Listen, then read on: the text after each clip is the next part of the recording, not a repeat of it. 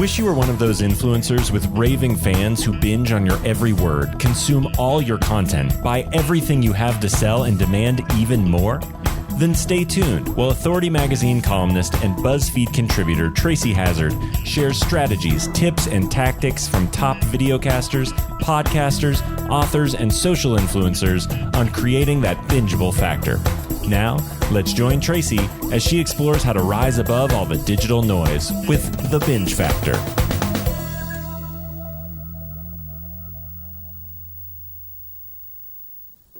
Hey everyone, welcome back to the Binge Factor. I'm Tracy Hazzard, and I am going international today. I've got an Australian podcaster, and he has blown my mind with his show.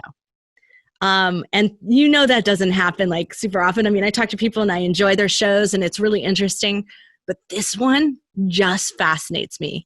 It's not as business focused, and it's not business focused really at all. And it's just a fascinating concept, and it's so creative, and I just love it. So how I found him, I'm not even sure. I think he reached out to me on LinkedIn. Yeah, that's exactly how it was. He reached out to me on LinkedIn, and he messaged me asking if I would join in a Giving Tuesday podcast feature that he wanted to run, which is basically on Tuesdays in May. He wanted to run and was going to run in Australia, and there was someone else running in the UK, a feature where we would give shout outs to startup and underheard podcasts, ones that deserved it, that were underappreciated. And we would give them shout outs on Tuesday as a giving feature within our podcast. And he wanted to get many, many podcasters to join. So he reached out to me because obviously I have a podcast network with lots of shows on it. And so I couldn't get myself organized enough because I record so far out ahead that I really couldn't get it completely organized in time for him. And to do it in May. But as I started talking with him and as I started analyzing, I realized this is really a great idea, and we're going to do more of it. So you're going to be seeing that coming up on Tuesdays. You're going to be hearing that. And so I have more opportunities for brand new podcasters to be featured too. So he inspired that, and that's how he connected up with me. So I've got Brett Hoed, and Brett is a host of the Hardest Word podcast. Now, the hardest word is, of course, I'm sorry, right? Sorry is the hardest word. And so it's a really interesting podcast focused around apologies. So you have to check it out. I mean, there's no explaining the power of it until you see it. We're going to talk a bit in this interview with Brett about how he structures it and what he does and why it's working and why it's not working. But this is one you have to check out and listen because stylistically, it's so different from so many others that you've heard. So let's get a little bit more background on Brett. Brett Hoed is a former print journalist, network TV publicist, and talk radio host. He now coaches people in the art of apologizing, the art of public speaking as well, including in that, because it tends to go hand in hand these days.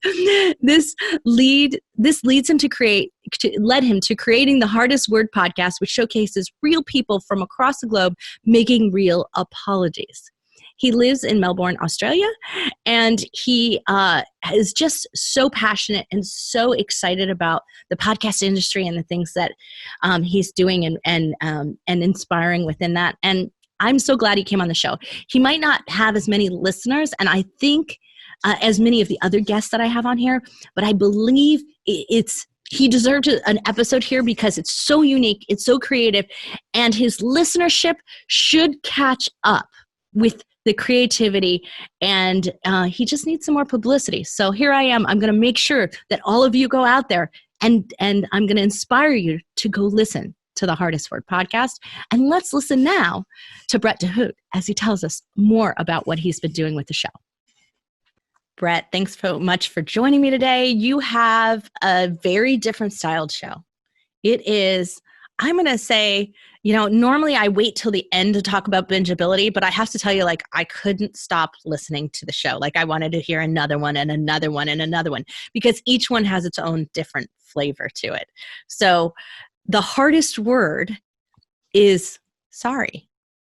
And there is nothing to apologize about your show at all. That's very kind. It is bingeable for one reason at least. It's very, very small. It's a snack-sized little show. Episodes are about 5 minutes long, and that helps, I hope, bingeability. Also, of course, it is an unusual show. It's real people from all around the world, and I really mean all around the world, making real apologies. So it's a very simple show. I talk to introduce, we hear an apology from someone, and then I finish the show, and that's the 5 minutes. And we have the most extraordinary range of apologies. I never expected to hear them, from people apologizing to a monkey, people apologizing to their laptops, and of course their cats and dogs, yes, but it's not husbands and wives apologizing to each other very much at all. People apologizing to their country. It's a very interesting show, and I'm surprised by it myself. Well, it's got me starting to think that I might owe my sister an apology. So I may be one of your write-ins soon. Well, if you do apologize, I need to hear it. Yeah, I need that's content. Right. Yeah. So, and that must be the hardest job that you have. So most of us, it's the recording. We're like intensely recording, spend hours doing interviews and all of that. But yours has to be the seeking out of the right guests and the right apologies, not a guest in this situation. And so, that's got to be the most work that you put in, because the voiceover is, a very, very short portion of it. You're absolutely right. I unintentionally gave myself the hardest format possible for a podcast, because I have to extract apologies from people. And I did have a fantasy in my head at the start that once I get some shows up on the air and the website built, people will just send me in their apologies spontaneously. That happens 5% of the time. So I spend a lot of time and energy seeking people who might want to apologize. I have literally contacted and connected with people who work with prisoners across the US prison system. I find radio producers in Iran, and I've got some apologies coming from Iran.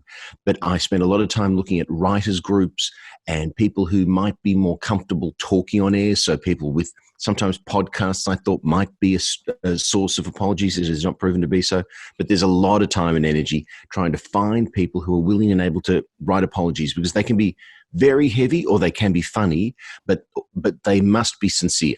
So we need people who can write an apology, record an apology, keep it within 2.5 minutes, please, and make it heartbreaking. How did you come up with this idea? I like tennis a lot, and I was watching Serena Williams in the US Open final when she had a huge outburst whilst playing Naomi Osaka. And at one point in time, she was underneath the umpire's chair, and she had been accused of taking coaching from her coach in the stands, which is not allowed in tennis. And she was underneath the umpire, and in a final in front of tens of millions of people on television, and she was pointing her finger at him saying, "I demand an apology. I demand an apology." And that sort of was the pinnacle to me of some form of apology culture, because apologies are really, really hot right now. Whether you're a YouTube superstar who's apologizing, whether you're a corporate CEO like from Boeing apologizing. In Australia, we've had national apologies to Aboriginal Australians from our Prime Minister. So apologies are very popular. We're demanding them more, and you hear about them more. They get analyzed in the media. Was that a good apology? And I myself am a public speaking trainer, and I help people to practice their skills, sometimes to apologize. But when I saw Serena Williams do it, I just thought, something's happened here. To be honest, you can't really demand an apology at the end of a finger in the middle of a tennis match in front of tens of millions of people. And I was, of course, I've dabbled in podcasting and worked in radio before. So it seemed to sort of come together, and here I am.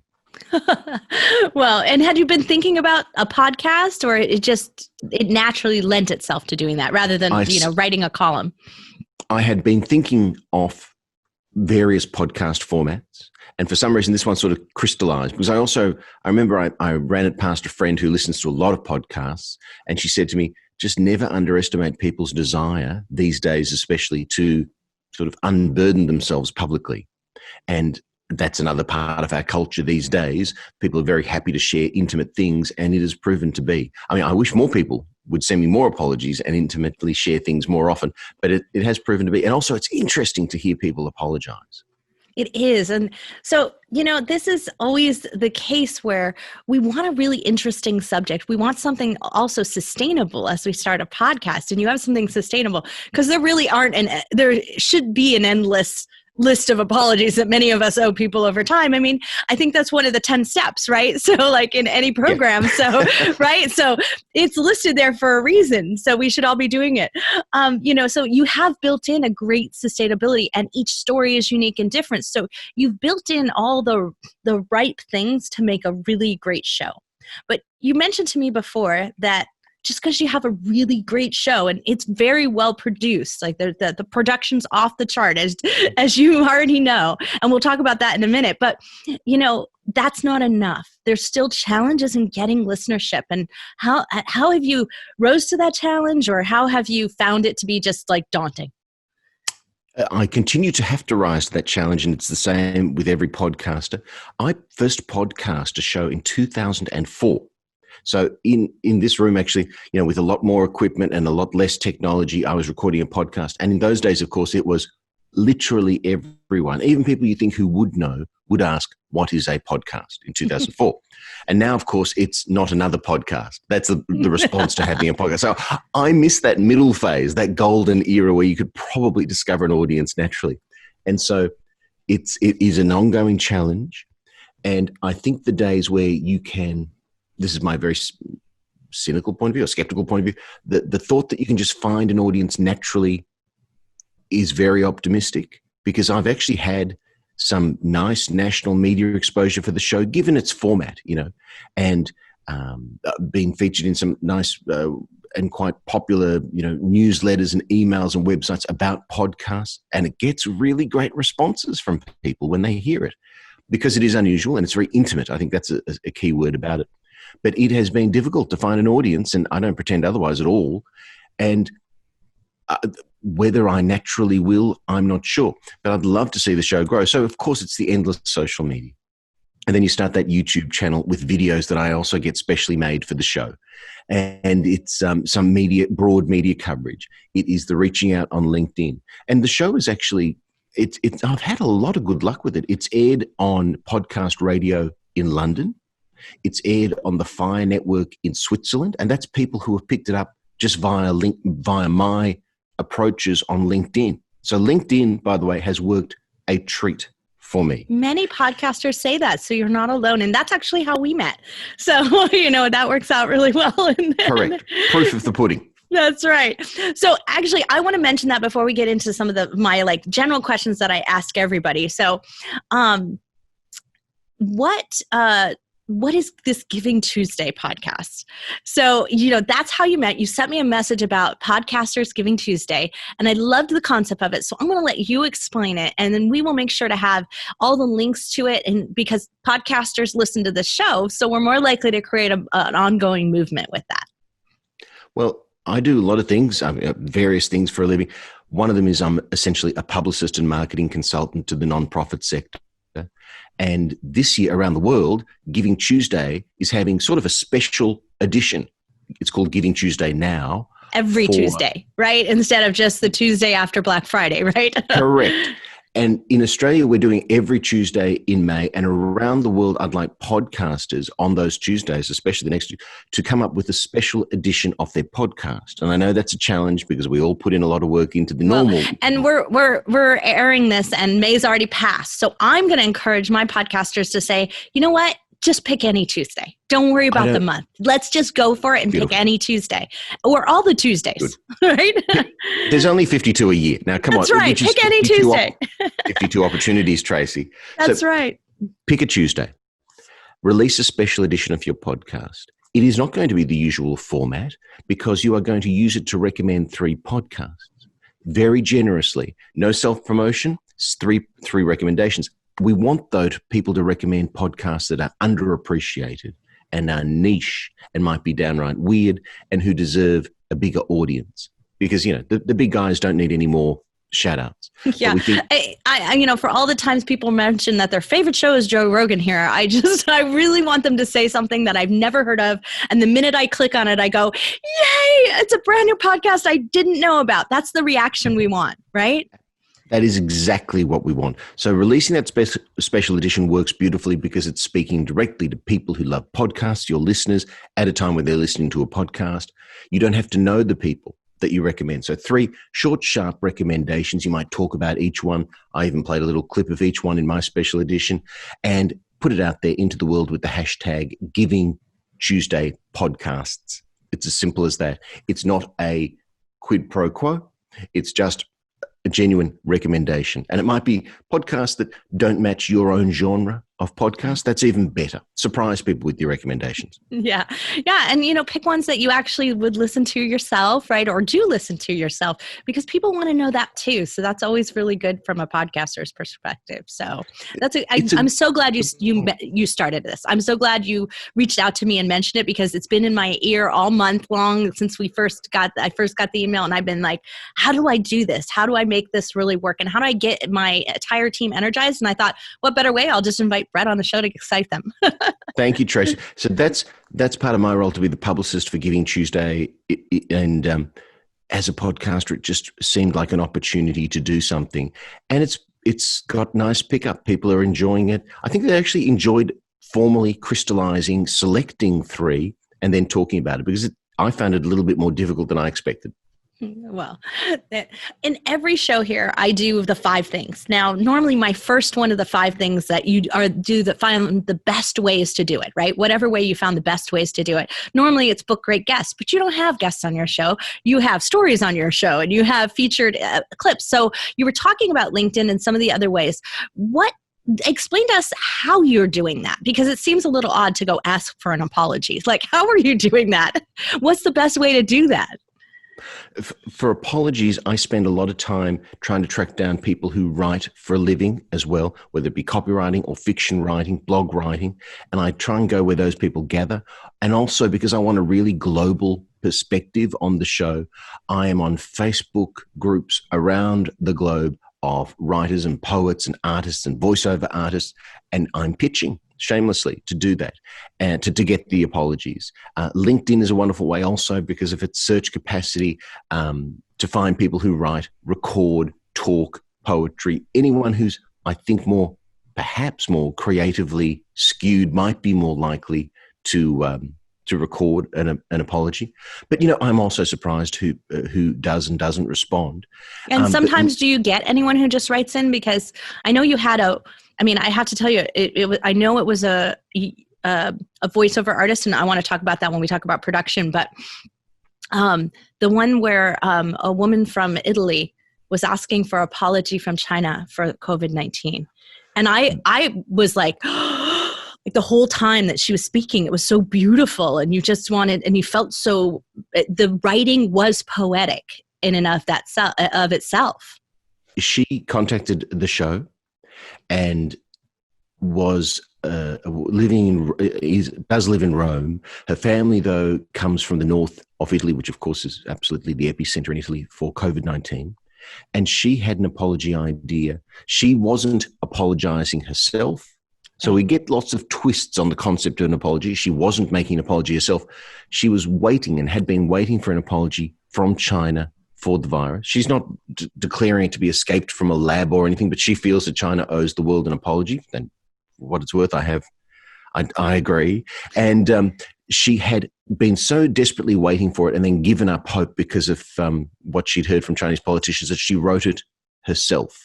Right. And that's why it was so beautifully written that it shows that your process of seeking out those type of people really works, because obviously that she must have heard about you from that way somehow.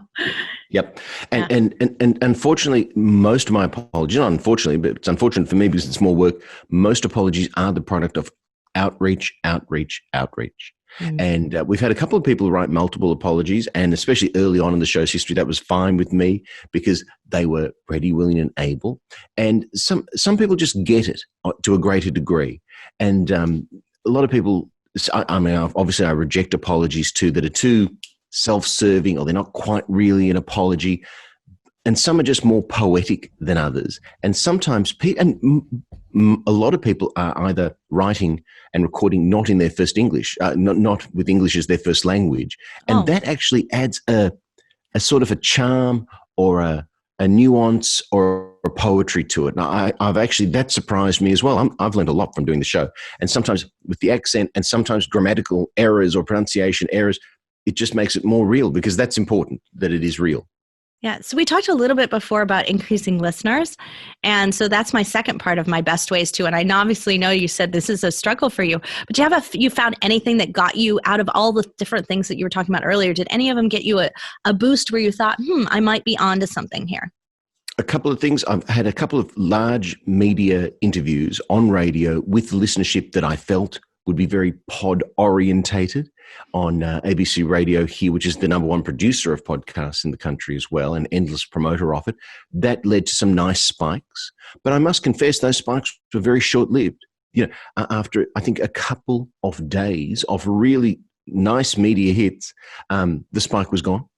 So, but I then discovered on one particular apology, which is from a woman to her mother, apologizing for being a Wiccan, for following Wicca culture. Wow. Which I didn't know much about before I got the apology. That suddenly went boom, that particular episode. It wasn't the most recent one. I was wondering what this figure, and I Googled away and I couldn't understand. That was the product of one podcast email newsletter. And that has proven to be pretty successful on a few different episodes, and people just randomly picked up my show or an episode of the show to recommend, and that has helped. But I do a lot of social media, as we probably all do, and certain cultures out there respond to a podcast episode being about themselves, and Wicca culture is one. And, I've tried Facebook advertising and social media. That has not worked for me as yet particularly well. It's a mix of things, but definitely getting mentioned in podcast recommendation emails has certainly been worth it. Well, good. That sounds like a good way. So now your show is highly produced, and that's why I want everyone on the Binge Factor, all of my listeners here. I say this every time when I come across a show that's very unique in its styling. I want you to take a listen, because you can learn so much, even if your show is not the same. You can learn so much from great production value. And you have a producer. We talked about that earlier. But the production, tell everybody about why it is styled the way that it is. To me, it should be very intimate, because I've realized that's a key characteristic of a lot of successful podcasts in this genre. People are usually apologizing about something, well, obviously sensitive, sometimes heartbreaking, sometimes they're funny as well, surprisingly, which is terrific. But I thought that people listening to it are listening for an intimate podcast that has high integrity, and I wanted that to be reflected in the audio. And I've deliberately adopted a tone that I feel is very sort of late night. I used to be on radio. I would say it's radio. Even a little bit of, like, I would say here in the US, it has an NPR. That's a little bit of the styling of it. It's a little NPR-ish, and which is great because, all things considered, that's the kind of quality of it. And your voice really lends itself into it, because you're not this overwhelming bubbly energy. Like, I'm totally a different personality than you are, but you're not so laid back that it doesn't have, the warmth that is necessary. Well, thanks, Tracy. Look, I'd love it to sound like that. And I was hugely fortunate to find Brian Wallace, my audio director. And Brian's got this ridiculous skill set. He can literally edit the podcast, but he's also a musician, a professional performing musician and producer. And he's worked with some big bands as well. And for some reason, magically, he liked the concept of the show. And I think that's one of the reasons why he worked on it. So he edits, improves the quality hugely. And he also presents and contributes original music to it as well. So that's what I was hearing on some of the shows. It was original, not just out of the can. Absolutely. So I thought that was a good investment, because, again, I used to be on radio, and that's a different me. And it took a while for me to realize it's different. Podcasts, of course, most people listening on headphones, they might be listening to, on the way to work, but maybe at night in bed, listening as well. So I thought audio quality was very important. But look, I just do it on the same microphone I'm using now, in the same room I'm using now. So I haven't built a fantastic studio. I haven't built any studio. And but the sound is great. I find myself doing it on my sometimes on my knees at 1 a.m, and I've started using my dog's dog bed as a good surround to the microphone. That's a hot tip, everybody. Yeah, there you Get your go. dog bed around your microphone. So I just got one I'm that's glad. like giant compared to my dog. If you can go to Costco, they're very inexpensive, and I just bought one, and it's so giant. I was like, that we could put 3 dogs of my size, of my dog size, on this. Do you know how many podcasts you could make in that dog bed, Tracy? That's right. Such a great suggestion. I love it. But I think the music though is what adds that professional edge. So when I talk about best ways to produce in a professional way, when you have a show like yours that has that dramatic edge to it, that music, it enhances it. That's an entertainment value that is required in a way. And I got to say that was not my natural predisposition. That emphasis on audio quality. That is not my sort of way to operate usually, but I realized I'll have to up the game. And thank goodness I met Brian, because we both agreed we didn't want that music that comes straight out of a music library or something. Some of it's great. A lot of it sounds the same. And Brian created an intro. And then actually this season we've shortened the intro. We made another deliberate decision because we used to have longer episodes with multiple apologies. And now each episode is just one apology, but we'd kept the intro the same length. And I'm an idiot. It took me a while listening to it, or normally just out on the street. I listened to a couple of episodes and thought, now that the episodes are too short, the intro is too long for a short episode. So we constantly refine. You're going to refine change it. That's right. I actually think it's really a smart strategy to have now reduced to one, because that way you're not cramming multiple topics into your title. So it makes it really easy if I do want to jump around and skip to various episodes when I find your show. And so I think that having those ones, that's probably going to increase the listenership as you're going forward. So I think that's going to serve you very well. Thanks, Trace. That's a very good bit of feedback for me, because that was the decision, of course, to make. And what I wanted it to be is very, very easy to sample for the first time. Because I know if I'm looking at a new podcast, and of course, thanks to Giving Tuesday podcast, I've come across about 25 that I reckon I might be interested in. And I will be honest, when it comes to downloading, I might download and trial the shorter ones first, just so that I can get a sense of them more easily. So at 5 minutes or 4 minutes, 5 minutes, 6 minutes an episode, I feel that my show is easy for people to sample for the first time. I agree. And it also gives you something just more relevant. And if you pick something more relevant, you're more likely to like the show and then subscribe. So I think that's a way in. So now you're once you've produced the show and you go out, how do you encourage engagement from the person that apologized or from the person who sent in a letter? Like, do you send them emails? How do you get them to then share it with other people? You are a true professional. I'm just making it up as I go, Tracy. You must understand. That is something I'd like to do more of.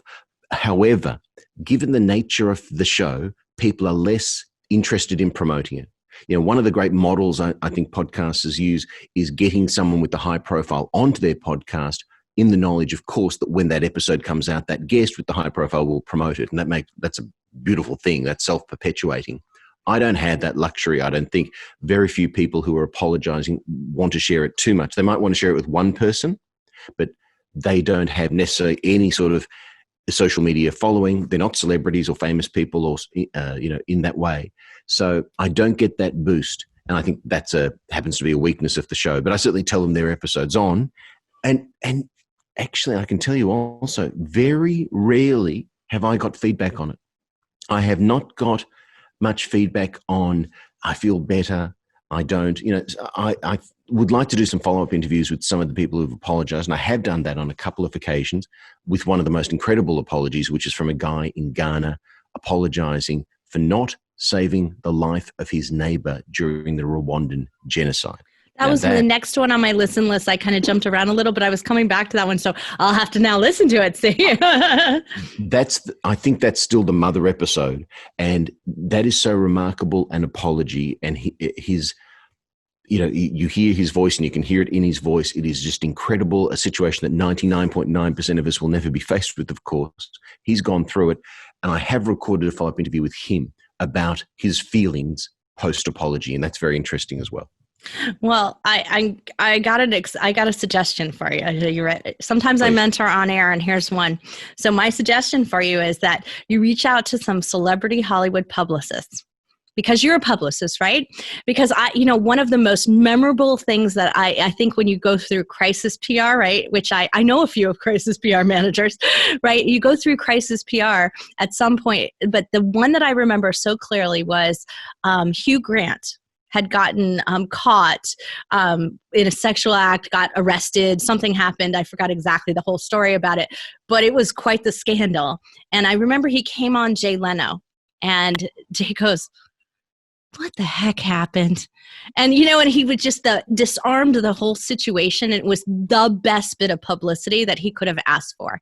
And so I think that so often we get these celebrities who get into trouble and do things, and they do not make a good apology. So number one, they should listen to your show so they can understand how to format a really great apology, because some of them in there are formatted beautifully with how they sometimes you get apologies that aren't really apologies. Yours are real, true, deep apologies. And so, that I think that might be the best way for you to get one of those celebrities on, because they're bound to screw up. It's going to happen. I also remember that apology, and it was seen as masterful management, crisis management and reputation renewal, and it has come to be so.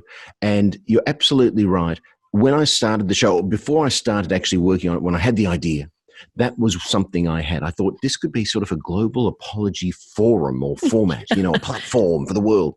And it's still not out of the question. But as we all know, when you start off, you have those big ambitions for your show. And then, of course, particularly depending on the nature of the show, you might get bogged down in the detail and the promotion and all the complications that come with it.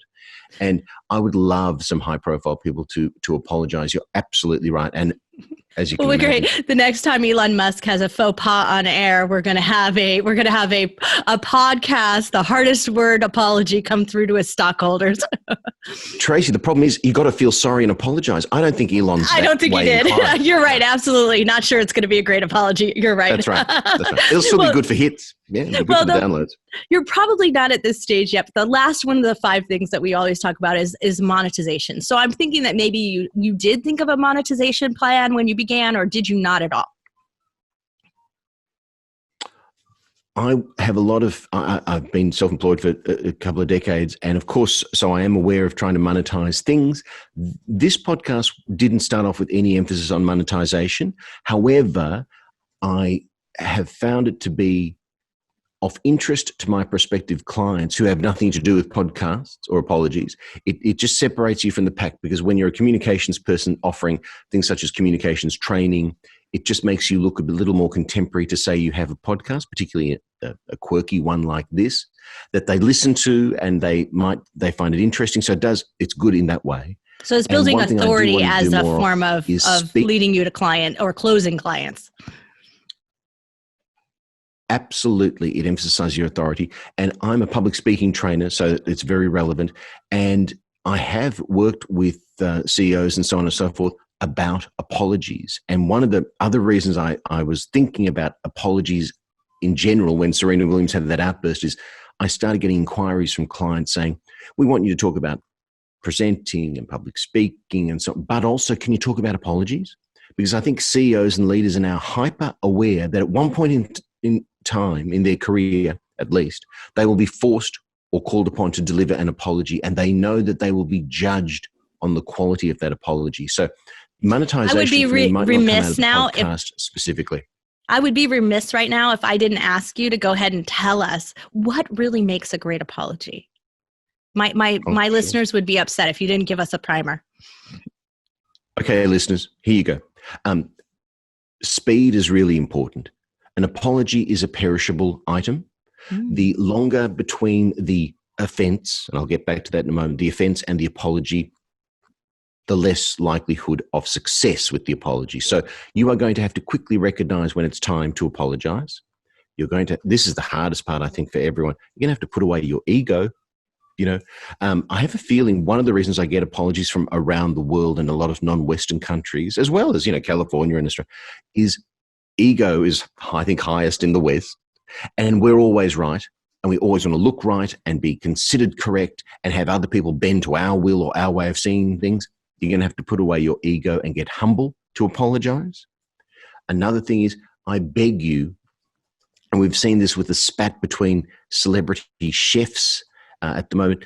When you apologize in writing or verbally, please, I beg you, keep it short and simple and direct. Don't start saying, and you'll be tempted, because not all apologies are high drama. Apologies might be quickly delivered in a corridor or in a workplace as, your colleague walks past you. Don't tell them, oh, look, I'm really sorry about how I responded to your idea at the meeting. That was really inappropriate. But then don't go on to say, oh, our 3-year-old is up all night and we're so tired and we're moving house. No but in there, right? No but. And you might be tempted to deliver the but, and it might even be justified to deliver it, but it will weaken the apology to the people, here listening to the apology. Use the word sorry. Ask, I hope you'll accept my apology. It formalizes it, because don't forget, an apology is a very, very much just a concept, and a very old-fashioned one at that. And I say this to some corporate clients who have come to me as well. If you're a corporate sort of person or situation apologizing, don't apologize unless you're going to compensate and make things better. There was a bank that I was looking at, their public apology, full page in the newspaper over the weekend. An apology of sorts, but no recompense for something they did that demanded the apology. And also they tried to be a little bit cute in writing. They had a bit of a pun in the headline, and they had some sort of witty turns of phrase in the written apology. Not a time for humor, because the person receiving the apology can feel that diminishes the sincerity of the apology. So be quick, be full, keep it short, and try and make it better. And do that, by the way, before you make the apology. If you have the chance to do some act to make things better, do that before you apologize. And by the way, if you need to apologize personally, don't apologize publicly. Forget the social media apologies. Call the person on the phone, or call the client on the phone, or call the customer on the phone, or call the individual person and talk to them. Ideally, talk to them face-to-face or on the phone. Social media and text messages are they're less sincere forms of communication. Although I think sometimes that, especially if time has gone by and it has been, like you said, it wasn't, it wasn't as soon as it should have been. Like, decades later, you realize. Yeah, decades. Yes. Right. Decades realize you might have tortured your sister a little too much. And so, that maybe a public apology is actually the only recompense you can make.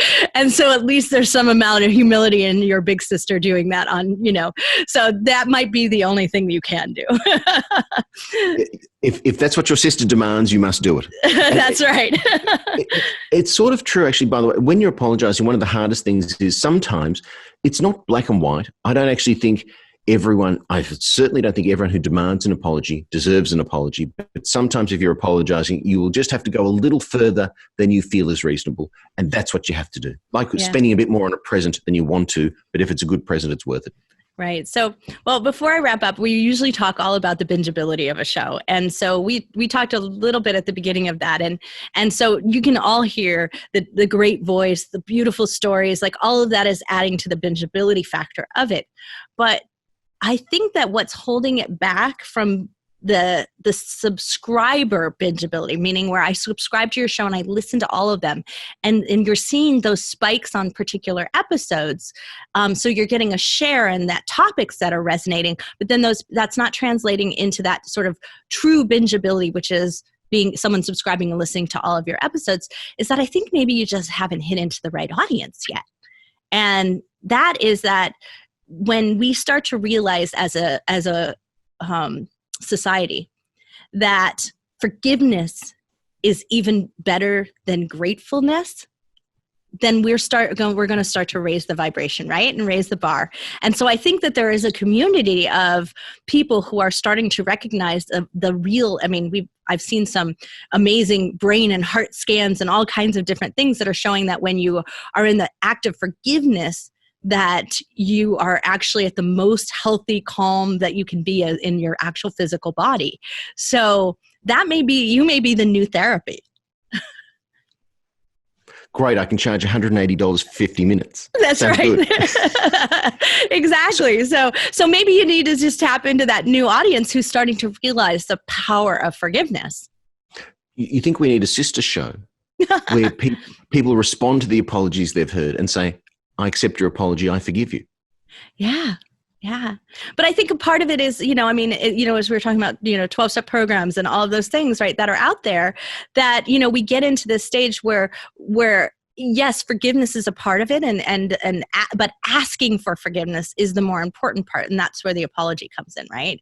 And so if we haven't asked ourselves for forgiveness, and you have a couple shows that are very much like that, where people are forgiving themselves, apologizing to themselves, and so I think that might start to be the tipping point for you. And so this is the case, everyone, where I asked Brett to come on, and even though his show hasn't taken off like it should, because I see that all the bingeability factors are there.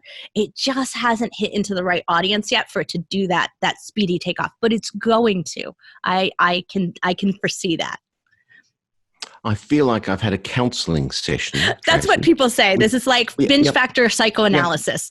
With some sort of podcast guru, and I feel stronger and better for our meeting. Well, I'm so glad. Well, I want to, of course, put out for the listeners and the podcasters who are out there listening to the show, what's some advice that you can give them? What, if they're thinking about starting, but they're sort of hesitant and they're still holding back and they're in that early stage of, I've been thinking about starting a show. What advice can you give them? I would say come up with a format or a theme that is distinct compared to the 1,200,000 podcasts out there. You will have to be, it's just like parenting or anything else, consistent and persistent. I've had long periods where I haven't put out content, and that has cost me a lot because I know what I'm like. If I'm scrolling through my subscriptions and my favorite podcast of the moment hasn't got a new episode, I can start to lose my feelings for that podcast. So more content more often than you estimate, and perhaps be willing. I think Kurt Vonnegut, the author, talked about killing your babies or being very important. So don't be wedded to the first idea you have. Be willing to change the format. In my little podcast world, I've made significant changes, and I think the show is better for it. And every time I get an informed outsider, like you, and a couple of other people I've spoken to, they have very different ideas about the show, and they don't hold anything precious the way I hold things precious. So ask the right people who really know broadcasting, podcasting, communications for their advice, and they might not be seeing your show the way you see it, and that will be very valuable. Well, I think you're inspiring a movement here, Brett, and you should be very proud of your show. And I look forward to hearing more from the hardest word. Tracy, thank you so much. It's been a wonderful discussion. Enjoyed it. I hope you found Brett as inspiring as I did. I mean, he's inspired me to put in a new feature for Giving Tuesday podcasts. It's now going to be hashtag Giving Tuesday podcasts. Going forward, it's going to be a regular feature on our show. I've actually added it into the Binge Factor website, so you can apply shows, try to give it for, pay it forward, give back, right? And suggest shows that are, from people you really believe deserve it. That would be awesome. But, I will look the other way if you apply and ask me to cover your show too.